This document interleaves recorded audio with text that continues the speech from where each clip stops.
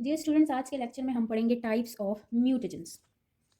तो जो हमारे पास एक तो होती है नेचुरल म्यूटेशन, जो नेचुरली अकरिंग होती है। दूसरी होती है ऐसी म्यूटेशन जो कि इंड्यूस्ड होती है इन्वायरमेंटल चेंजेस की वजह से। उसमें हमने पहले ही पढ़ लिया था कि कुछ म्यूटेजेंस होते हैं जिनकी वजह से वो म्यूटेशन कोज होती है। म्यूटेजेंस क्या होते हैं? ये बेसिकली हर वो चीज़ होती है जिसकी वजह से म्यूटेशन अकर हो, यानी कि एजेंट्स होते हैं ये एजेंट्स कॉजिंग म्यूटेशन।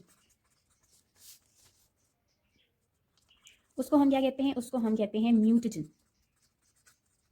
तो यहाँ पे हम पढ़ेंगे आज टाइप्स ऑफ म्यूटेजेंस, जिसमें से फर्स्ट वन है हमारे पास फिजिकल म्यूटेशन।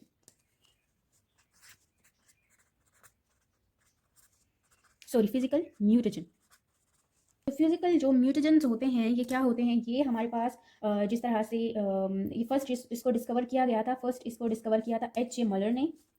एच जे मलर, उसने इसको डिस्कवर किया था, जिसने इंड्यूस की थी म्यूटेशन को एक्सरेज यूज़ करके। एक्सरेज यूज़ किए थे उसने, और उसकी वजह से म्यूटेशन किस चीज़ में अकर हुई थी? ड्रोसोफिला में। तो फर्स्ट टाइम इसने ये देखा था कि म्यूटेशन इंड्यूस भी हो सकती है। नेचुरली आकर म्यूटेशन तो होती है, लेकिन कुछ म्यूटेशन इंड्यूस भी हो सकती है म्यूटेजेंस की वजह से, जिसके लिए कोई स्पेसिफिक चीज़ यूज़ की जाती है या स्पेसिफिक चीज़ की वजह से वो होती है, किसी स्पेसिफिक एजेंट की वजह से होती है। वो स्पेसिफिक एजेंट क्या होता है? वो होता है म्यूटेजेंस। एक्सरेज के अलावा और भी बहुत सारी रेडिएशन ऐसे हैं जो कि म्यूटेशन कॉज करते हैं, जैसे कि गेमा रेज हैं, गेमा रेज हैं, अल्ट्रा वायलेट रेज हैं। अल्ट्रावायलेट रेडिएशंस हैं जिनकी वजह से जो म्यूटेशन है वो इंड्यूस की जा सकती है। इंड्यूस का मतलब ये होता है जो म्यूटेशन आर्टिफिशियली आकर हो, ठीक है, जो हम खुद भी किसी चीज़ में करवा सकते हैं। अब जो मेन सोर्स होता है स्पॉन्टेनियस म्यूटेशन का, main source of spontaneous mutation, वो मेजरली क्या है? वो है सनलाइट से नेचुरली जो रेडिएशंस आती हैं, ठीक है, जो सन से जो रेजेस, कॉस्मिक रेजेस निकलती हैं, कॉस्मिक रेज कहाँ से? सन से। तो वो एक्चुअली ये मेन सोर्स है स्पॉन्टेनियस म्यूटेशन का, ठीक है। अब ये स्मॉल अमाउंट में इन्वायरमेंट में होती हैं, और इनको हम बैकग्राउंड रेडिएशंस भी कहते हैं। Background radiation. ये जो रेडिएशंस होती हैं ये क्या करती है? ये क्रोमोसोम में जगह जगह पे ब्रेक्स डालती हैं, ठीक है, कॉज करती हैं ब्रेक्स, यानी उस पर जगह जगह पे कट लग जाते हैं। फिर जो सेल्स होते हैं जिनमें ये म्यूटेशन हो जाती हैं इन म्यूटेजेंस की वजह से, तो वो एबनॉर्मल सेल डिवीजन शो करते हैं। जो नॉर्मली उनकी सेल डिवीजन होती है, लेट्स सपोज उन्होंने 1 मिनट में एक सेल से 2 बनानी है, एग्जाम्पल है ये, ठीक है। तो अब इसमें क्या हो गई? अगर इसमें म्यूटेशन हो गई, ये जस्ट एग्जाम्पल है, तो अगर म्यूटेशन हो गई है तो ये क्या करेगा? 1 मिनट में इसने 4 बना दिए, 4 इसने अपनी कॉपीज़ बना दी है, इसने अपनी सेल की डिवीजन कर दी।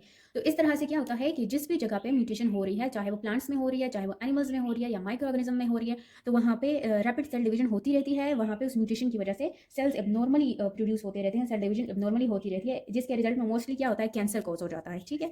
तो ग्रेट रेज हैं, ये अफेक्ट करते हैं स्ट्रक्चर ऑफ डीएनए हेलिक्स को एंड रेप्लिकेशन प्रोसेस को भी। जितने भी अल्ट्रा वायलेट रेजेज हैं ना, अल्ट्रा वायलेट जो अल्ट्रावायलेट रेडिएशंस हैं या रेज हैं, ये क्या करती हैं? ये अफेक्ट करती हैं डीएनए के स्ट्रक्चर को भी ये ख़राब कर सकती हैं, डीएनए की जो हेलिक्स की स्ट्रक्चर है, एज वेल एज ये क्या करती है? रेप्लिकेशन प्रोसेस को भी अफेक्ट कर सकती हैं।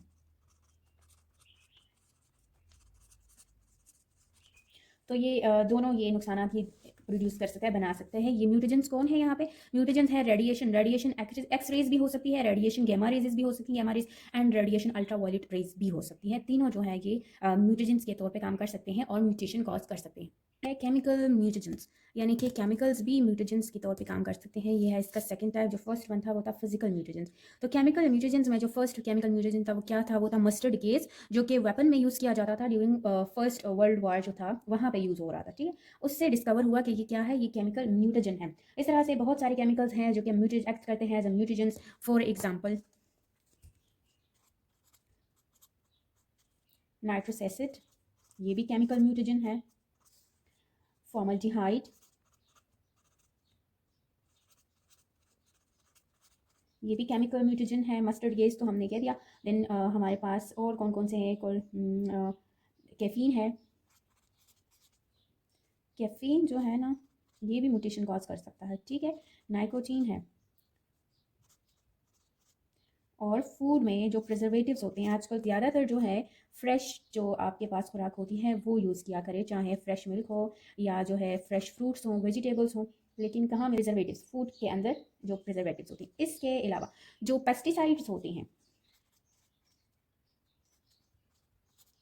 जो पेस्टिसाइड्स हैं ये भी केमिकल म्यूटेजेंट्स हैं। जो पेस्टिसाइड्स मीन जो हम पेस्ट को किल करने के लिए जो चीज़ें यूज़ करते हैं, जो केमिकल्स यूज़ करते हैं, वो पेस्ट हमारे जो घर में जो मच्छर वगैरह होते हैं उनको किल करने के लिए भी हो सकते हैं, या जो प्लांट्स पे डिफरेंट पेस्ट लगते हैं उसके अगेंस्ट हम कुछ केमिकल यूज़ करते हैं। तो ये फ़ायदा तो होता है कि वो पेस्ट ख़त्म हो जाते हैं, चले जाते हैं, लेकिन उसके साथ साथ वो प्लांट जो है वो उसको एब्जॉर्ब कर लेता है और समहाउ उनमें ये म्यूटेशन कॉज कर सकती है। प्लांट के लिए भी ये हार्मफुल हो सकता है, और इस तरह से कुछ इंसेक्ट्स भी ऐसे होते हैं जो उसके म्यूटेशन उनमें कॉज हो जाती है, फुली किल नहीं होते वो उन केमिकल्स की वजह से, बल्कि उनमें क्या हो जाती है, म्यूटेशन कॉज हो जाती है।